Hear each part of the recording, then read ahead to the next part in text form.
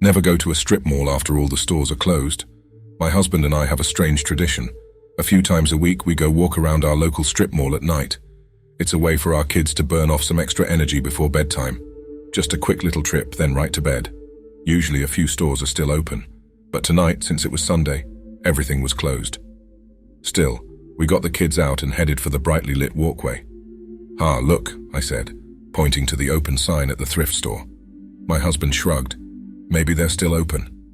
I peered in at the dark store, the still rows of clothing hanging in the darkness. "I doubt it." We continued down the sidewalk, past the seamstress dry cleaning place. Clothing hung behind the counter, and a huge sewing machine sat in the window, the needle piercing a beige square of cloth. Ahead of us, one of the fluorescent lights was out, a patch of shadow next to the butcher shop. We all stared in at the meats under the glass display, neatly packaged for tomorrow's customers. "Making me hungry," my husband said, and I laughed. The next store was one that had been out of business for a long time.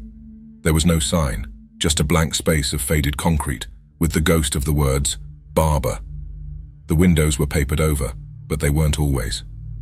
Several months ago I remember looking in, at the darkened hallway that stretched to the back, at the small piles of leaves and debris that pooled in the corners. I wondered if the paper meant something was finally moving in. "Come on, you can run faster than that." I looked up. My husband and our 2 boys had already run far ahead of me. They were almost at the end of the strip mall, at the Wegmans.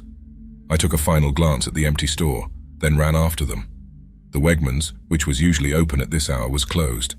Seeing the grocery store empty and dark was a little unnerving.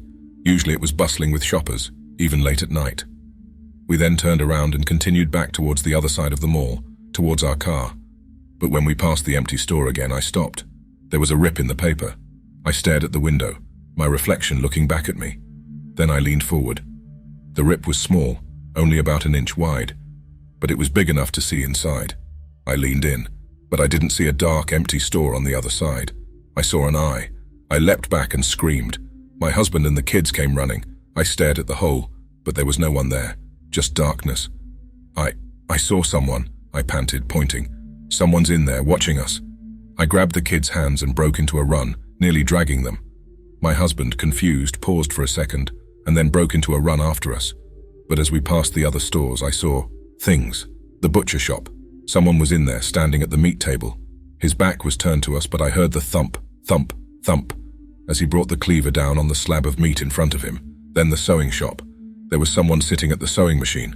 I heard the chutch of the needle, threading up and down through the fabric. Except, was it fabric?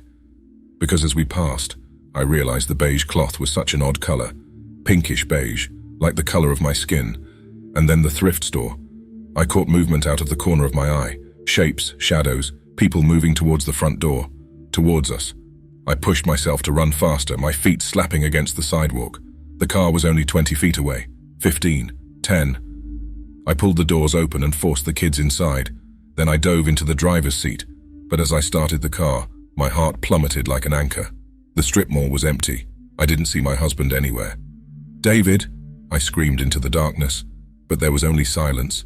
Asterisk, asterisk, asterisk, I reported everything to the police.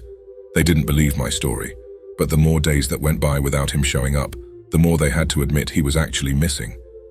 Theories like mugging gone wrong, hit and run, and left for the mistress were thrown around online and in town.